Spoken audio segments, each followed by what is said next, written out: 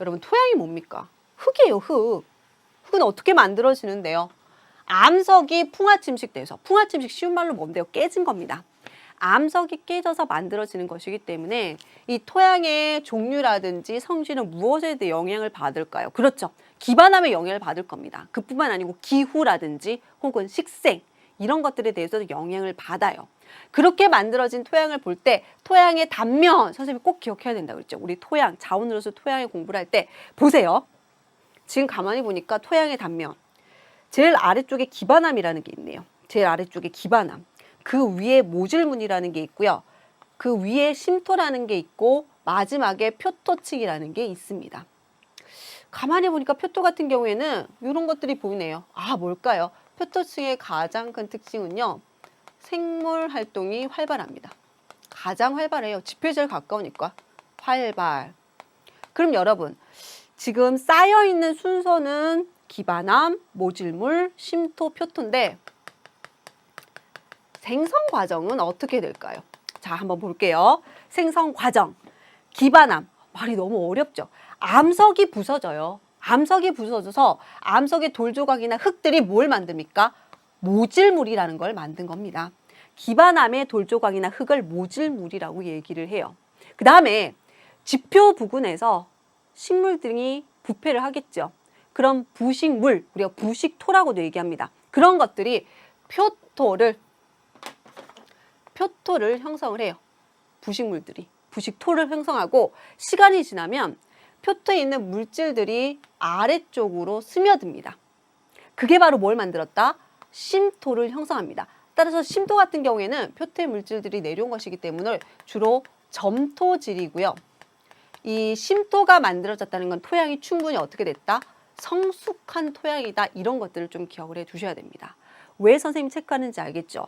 단면은 이렇게 되어 있지만 생성 과정은 어떻게 된다? 기반함, 모질물, 표토, 심토 순서라는 거 기억하시기 바랍니다.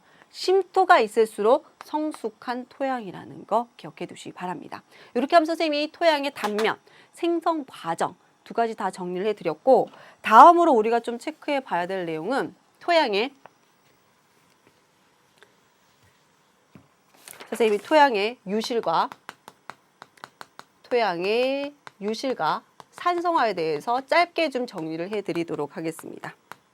자, 토양의 유실과 산성화는 앞서서 얘기했었지만 다른 단원과 연결이 된다고 했었죠. 사태라든지 환경오염 중에서 토양오염과 연결되기 때문에 짧게 정리를 하겠습니다. 우선 유실을 보시게 되면은 토양 유실은요. 집중호우, 비가 엄청나게 많이 왔어요. 혹은 경사진 지역, 자연적으로는 그런 경우가 많고요. 우리는 주로 인위적인 원인을 보겠죠. 인위적인 원인은 대량 벌목입니다. 나무를 많이 베버려요. 왜? 농경지를 만든다든지 혹은 집을 짓는다든지 이유로. 그럼 어떤 결과가 나타납니까? 그렇죠. 산사태가 나타날 수 있겠죠. 그 다음에 사막화가 나타날 수도 있습니다. 이런 것들이 여러 가지 현상이 있지만 우리가 앞으로 배울 내용과 우리가 직접적으로 많이 경험하는 것들 두 가지만 선생님 정리를 해드렸고 그럼 이런 토양의 유실을 막으려면요. 두 가지만 기억하세요. 다락논이라는 것과 사방댐 요 두 가지만 선생님이 언급을 할게요. 우리 문제로도 언급이 될 텐데 다락논 쉬운 말로 할게요. 계단식 논입니다. 경사가 이렇게 있으면 논이 요렇게 여기다가 이제 각종 재배를 하는 거죠. 사방댐은 어떤 관점 때문에 하냐면 경사가 급하면요. 와르르 쏟아져요. 그래서 어떻다고 했습니까? 물길이 점점점 아래로 내려올 때랑 확 퍼집니다. 즉 굉장히 급한 물살이 강바닥을 혹은 산기슭을 파면서 깎으면서 쫙 넘어가기 때문에 내려올수록 확 퍼지는 형국이에요. 이게 바로 뭡니까?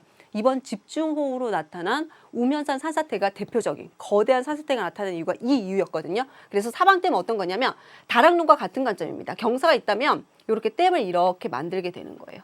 그러면 둘 다 어떤 관점이 있냐면 물이 와르르 쏟아내리는 게 아니고 여기 조금씩 머물게 되죠. 여기도 이렇게 물이 머물기 때문에 체류를 해요. 그럼 둘 다 이루는 효과는 뭐냐면 급류, 다시 말해서 물의 빠르기를 좀 느리게 하는 효과가 있습니다. 수세를, 물의 세기를 좀 약하게 해요. 그럼 이 효과가 조금 더 작아지는 효과가 있고 또 사방댐은 급류가 바닥과 상기슭을 깎아낸다고 했죠. 그래서 사방댐의 바닥과 상기슭 옆으로는요 주로 침식에 빨리 침식되지 않는 자갈 등을 깔아서 두게 됩니다. 그게 바로 사방댐이다. 그래서 요거 좀 기억해 두시면 되겠습니다.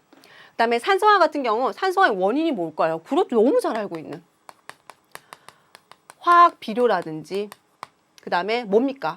산업화로 인한 산성비가 내리면 토양이 산성화가 되겠죠. 그럼 어떻게 하면 될까요? 이 화학 비료를 쓰지 않고 퇴비를 쓴다든지 혹은 어떻게 하면 됩니까?